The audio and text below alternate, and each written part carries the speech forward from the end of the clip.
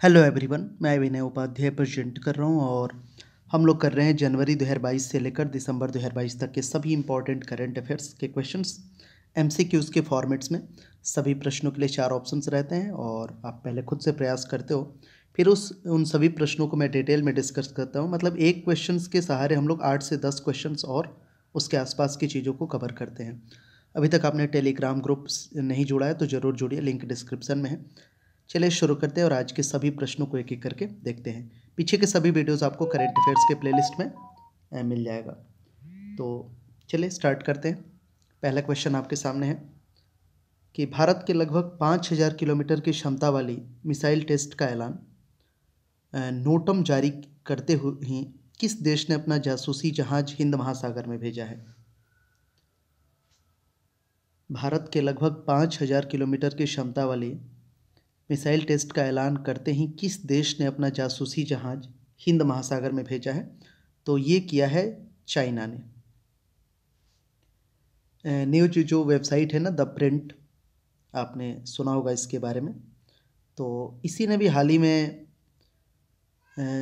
बताया है कि भारत जो है 15 से 16 दिसंबर 2022 में ही अंडमान और निकोबार समुद्री क्षेत्र में मिसाइल टेस्ट करने वाला है। इसकी टेस्ट की रेंज 5000 से 5400 किलोमीटर तक की है और यह मिसाइल अग्नि 5 या फिर K5 हो सकती है। इसने ऐसा अनुमान लगाया है द प्रिंट ने। अंतर्राष्ट्रीय कानून के अनुसार भारत ने इसके लिए नवंबर 2022 के अंतिम सप्ताह में एक नोटम का मतलब होता है कि नोटिस टू एयरमैन, इसको बोलते हैं नोटिस टू एयर मिशन भी बोल सकते हैं, जारी किया है। नोटम या एयरमैन को नोटिस टेलीकम्युनिकेशन के माध्यम से भेजा जाने वाला नोटिस होता है। इसमें किसी एरोनॉटिकल फैसिलिटी, सर्विस प्रक्रिया, खतरे की स्थिति या परिवर्तन से संबंधित जानकारी होती है। यह जानकारी फ्लाइट ऑपरेशन से संबंधित कर्मियों के लिए आवश्यक है। नोटम जारी करने का अधिकार देश की सरकारी एजेंसी या एयरपोर्ट अथॉरिटी को होता है। तो ये सारी जो सूचना मिलते ही चीन ने भेजा अपना स्पाईशिप। नोटम जारी होते ही चीन ने इसकी खबर लगी। चीन ने मिसाइल टेस्ट के होने से पहले ही चीन ने अपने जासूसी जहाज है युवान वांग 5 को हिंद महासागर क्षेत्र में रवाना कर दिया है। 5 दिसंबर 2022 तक यह हिंद महासागर के अंदर आ चुका है। इससे जासूसी जहाज से चीन भारत के आगामी टेस्ट को ट्रैक करना चाहता है। तो देखते हैं, लेट्स सी क्या होता है। और भारत कौन सी मिसाइल का टेस्ट करने वाला है? तो द प्रिंट के अनुसार भारत ने लगभग 5400 किलोमीटर की क्षमता वाली मिसाइल टेस्ट का नोटम जारी किया है। द प्रिंट के अनुसार ये मिसाइल अग्नि 5 या फिर K5 हो सकती है। तो देखते हैं जब इसका होगा। तो चीन हिंद महासागर में घुसपैठ क्यों कर रहा है? चीन अपने स्पाई शिप से मिसाइल को लॉन्च करेगा और उसे जो है ट्रैक करेगा। इसके अलावा यह भारत के मिसाइलों पर भी नज़र रखना चाहता है। चीन अपने स्ट्रैटेजिक जहाज़ों की मदद से हिंद महासागर में अपना दबदबा बना रहा है।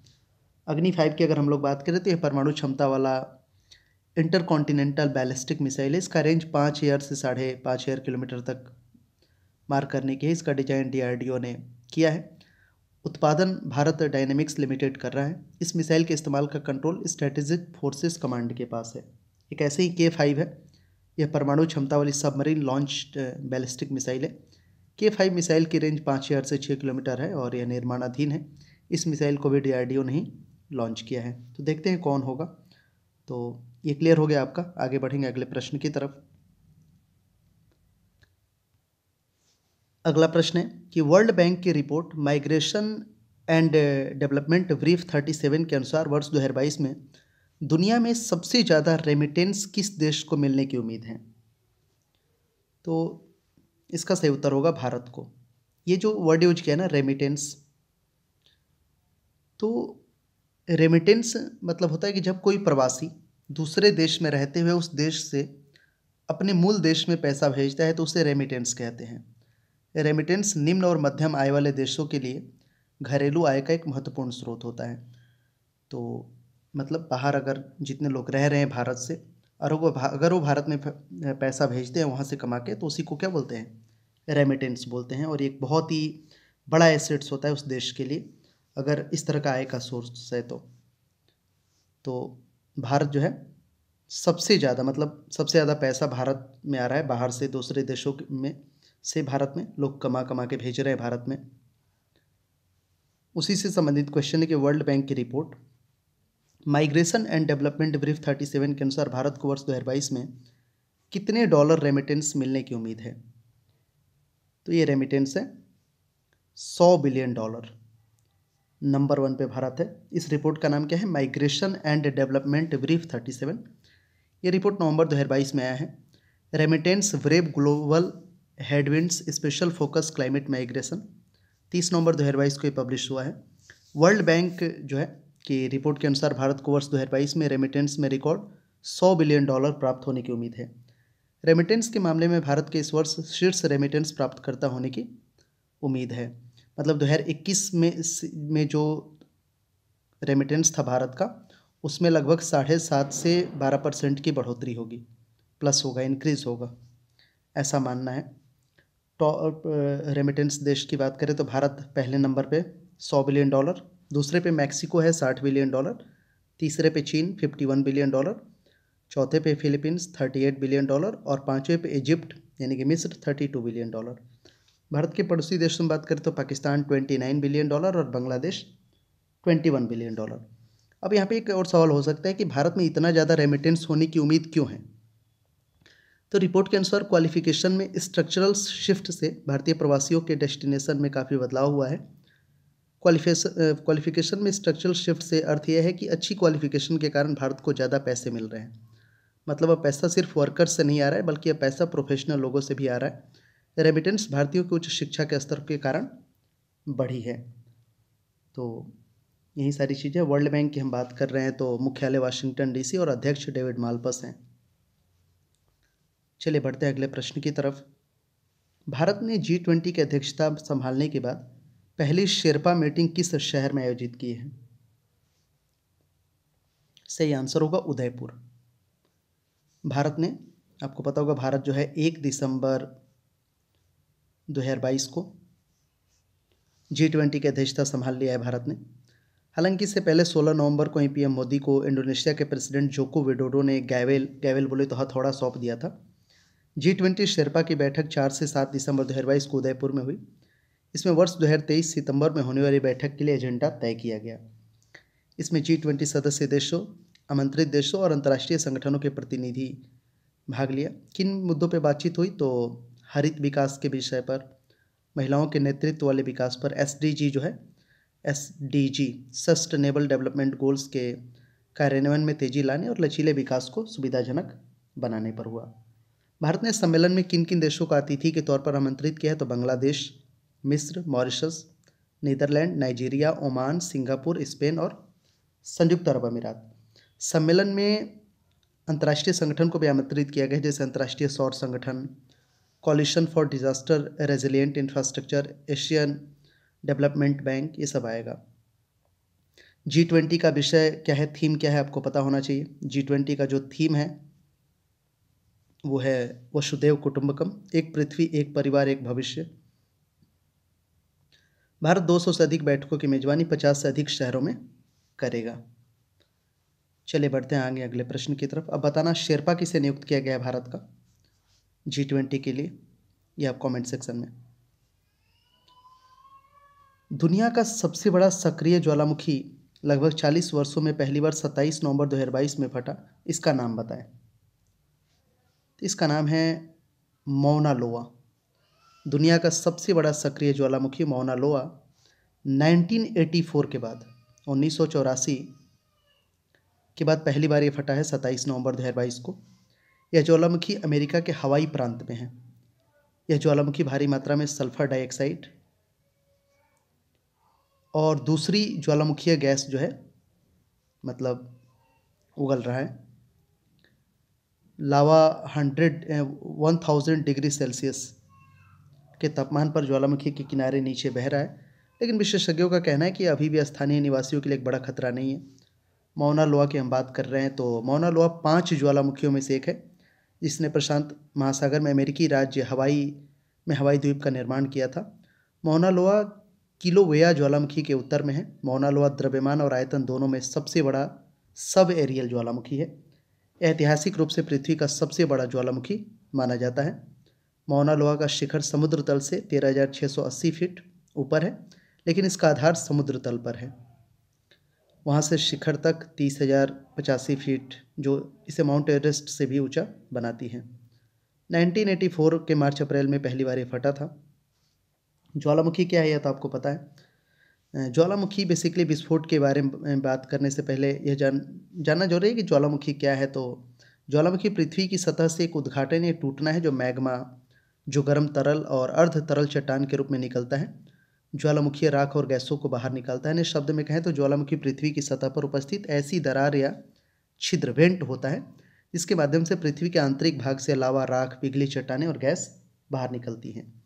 पृथ्वी के मेंटल, आपको पता होगा कि पृथ्वी के 3 हिस्सों में से एक है, में एक कमज़ोर क्षेत्र है जिसे एस्थेनोस्फीयर कहा जाता है और मैग्मा इसमें मौजूद पदार्थ होता है। ज्वालामुखी हॉट स्पॉट वे स्थान होते हैं जो ऐसे स्थान पर पाए जाते हैं जहाँ पृथ्वी की टेक्टोनिक प्लेट्स आपस में मिलती है। समुद्र के भीतर अनुमानित 1 मिलियन ज्वालामुखी है और उनमें से अधिकांश टेक्टोनिक प्लेटों के पास स्थित हैं।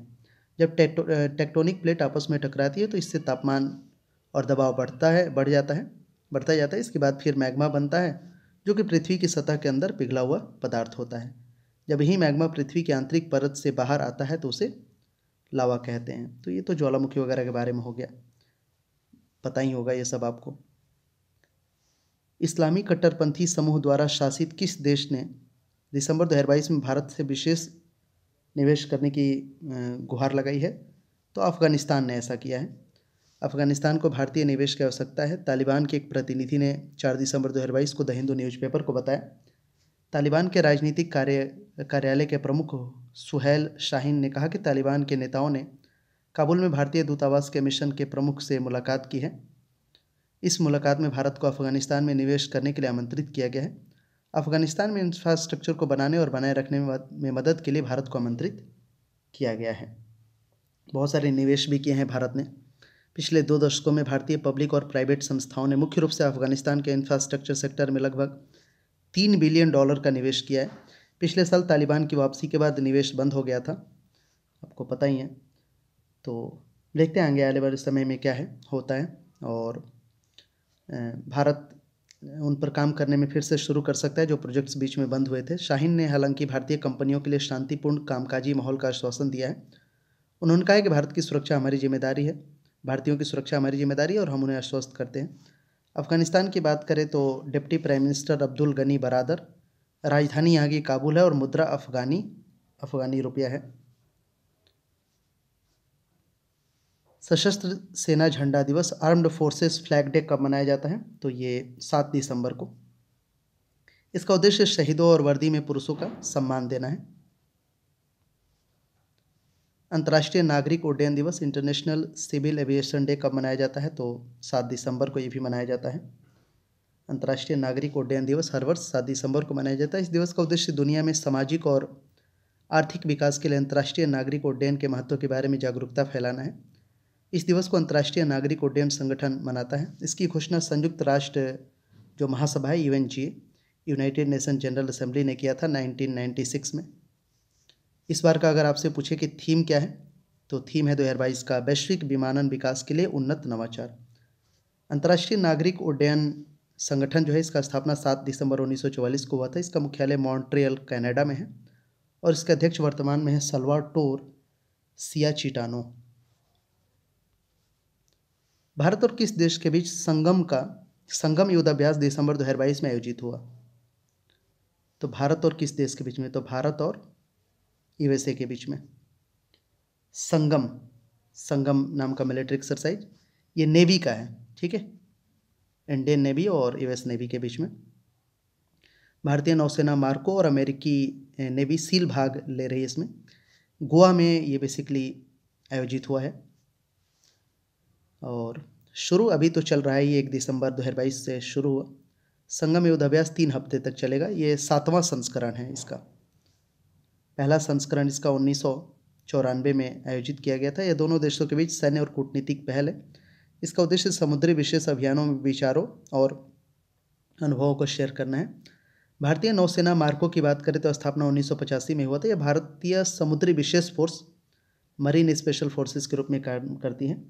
भारत और अमेरिका के मध्य और भी बहुत सारे युद्ध अभ्यास होते हैं। एक वज्र प्रहार है जो थल सेना का ही युद्ध अभ्यास भी है। मालावर है नौसेना का। इंडियन नेवी की अगर हम लोग बात करेंगे तो स्थापना 26 जनवरी 1950, मुख्यालय नई दिल्ली। नौसेना अध्यक्ष हैं आर हरि कुमार और वर्तमान में भी CDS भी नियुक्त किए गए हैं, chief of defence staff Anil Chauhan. Mumbai Nagpur Samruddhi expressway का उद्घाटन 11 दिसंबर 2022 को किया किसने, कौन करेगा? नरेंद्र मोदी। मुंबई नागपुर समृद्धि एक्सप्रेसवे उद्घाटन, यह जानकारी महाराष्ट्र के उप मुख्यमंत्री देवेंद्र फडणवीस ने दी। इस एक्सप्रेसवे का नाम हिंदू हृदय सम्राट बाला साहब ठाकरे महाराष्ट्र समृद्धि महामार्ग है। ये 6 लेन का एक्सप्रेसवे है। यहाँ वाहन 150 किलोमीटर प्रति घंटे की रफ्तार से चल सकते हैं। यह मुंबई पुणे एक्सप्रेसवे के बाद महाराष्ट्र का दूसरा एक्सप्रेसवे है। इसकी लंबाई लगभग 701 किलोमीटर है, लेकिन अभी लगभग 500 किलोमीटर ही तैयार हुआ है। नरेंद्र मोदी नागपुर से शिरडी तक 500 किलोमीटर की दूरी तक का उद्घाटन करेंगे। बाकी बचा हुआ भाग अगले 6 महीने में पूरा होगा। इसको बनाने में 55,000 करोड़ रुपए की लागत आई है। यह महाराष्ट्र के 11 जिले से 392 गाँव से गुजरेगा। इसका काम वर्ष 2019 में शुरू हुआ था। तो इसका बहुत सारा फ़ायदा होगा। इस एक्सप्रेसवे मार्ग का एक नया आर्थिक गलियारा बनेगा। इस एक्सप्रेसवे का यूज करके 14 जिलों को बंदरगाह से जोड़ा जाएगा। फडणवीस के अनुसार एक्सप्रेसवे विदर्भ या यह एक्सप्रेसवे मराठावाड़ा और पूरे महाराष्ट्र में समृद्धि लाने में मदद करेगा। महाराष्ट्र की हम बात कर रहे हैं तो राजधानी मुंबई, राज्यपाल भगत सिंह कोश्यारी, मुख्यमंत्री एकनाथ शिंदे और उप मुख्यमंत्री देवेंद्र फडणवीस।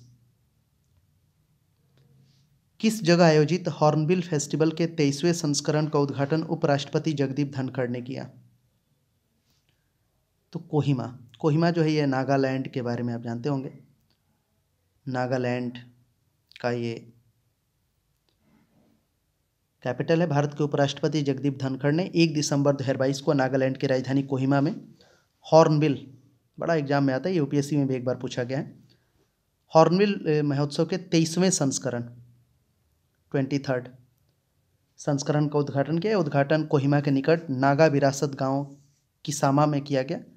यह फेस्टिवल 10 दिसंबर 2022 तक मनाया जाएगा। हॉर्नबिल फेस्टिवल की अगर हम बात करें तो जनजातियों का अन्य समुदाय से संपर्क बढ़ाने और नागालैंड के कल्चरल हेरिटेज को बढ़ावा देने के लिए प्रतिवर्ष यह फेस्टिवल मनाया जाता है। नागालैंड सरकार प्रतिवर्ष दिसंबर के पहले हफ्ते में इस फेस्टिवल का आयोजन करती है। इस फेस्टिवल को फेस्टिवल ऑफ फेस्टिवल्स के नाम से भी जाना जाता है। नागालैंड की राजधानी है कोहिमा। सीएम है यहाँ के नेफ्यू रियो और राज्यपाल जगदीश मुखी, असम के भी राज्यपाल हैं ये। बॉम्बे स्टॉक एक्सचेंज के नए एमडी और सीईओ कौन बने हैं? तो ये बने हैं Sundar Raman Ramamurthy. Market regulator security and exchange board, SEBI पूरा नाम है इसका।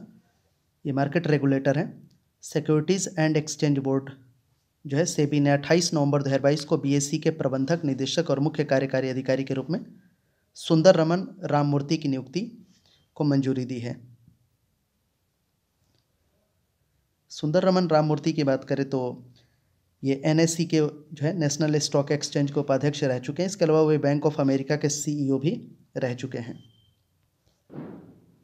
इसके बारे में तो पिछले वीडियो में भी मैंने बताया था। कुरुक्षेत्र में अंतर्राष्ट्रीय गीता महोत्सव 2022 का उद्घाटन किसने किया? तो द्रौपदी मुर्मू ने। अंतर्राष्ट्रीय गीता महोत्सव ये बेसिकली चला कब से कब तक? 19 नवंबर 2022 से लेकर 6 दिसंबर तक 2022 तक अंतर्राष्ट्रीय गीता महोत्सव। तो जो है इसका उद्घाटन द्रौपदी मुर्मू ने किया। उन्होंने गीता यज्ञ कार्यक्रम का उद्घाटन भी किया। गीता यज्ञ कार्यक्रम ब्रह्म सरोवर कुरुक्षेत्र में आयोजित हुआ। अंतर्राष्ट्रीय गीता महोत्सव के बारे में बात अगर हम करें फिर से तो हरियाणा सरकार ने इसे शुरू किया था वर्ष 1989 में। कुरुक्षेत्र शहर में गीता महोत्सव मना रही है उसी समय से, 1989 से ही। हरियाणा सरकार कुरुक्षेत्र विकास बोर्ड के सहयोग से गीता महोत्सव का आयोजित करती है। वर्ष 2016 में हरियाणा सरकार ने गीता जयंती के त्यौहार को अंतर्राष्ट्रीय गीता महोत्सव के रूप में मनाने का फैसला किया। वर्ष 2017, 18, 19 में कुरुक्षेत्र में अंतर्राष्ट्रीय गीता महोत्सव आयोजन किया गया। वर्ष 2022 के इस महोत्सव में नेपाल भागीदार देश और मध्य प्रदेश भागीदार राज्य है। कुरुक्षेत्र की अगर हम बात करें तो कुरुक्षेत्र हरियाणा के कुरुक्षेत्र जिले का एक शहर है। इसे धर्म क्षेत्र और भगवत गीता की भूमि के रूप में भी जाना जाता है। यही महाभारत का युद्ध भी हुआ था। हरियाणा की बात करें तो राजधानी चंडीगढ़, राज्यपाल बंडारू दत्तात्रेय और मुख्यमंत्री हैं यहाँ के मनोहर लाल खट्टर।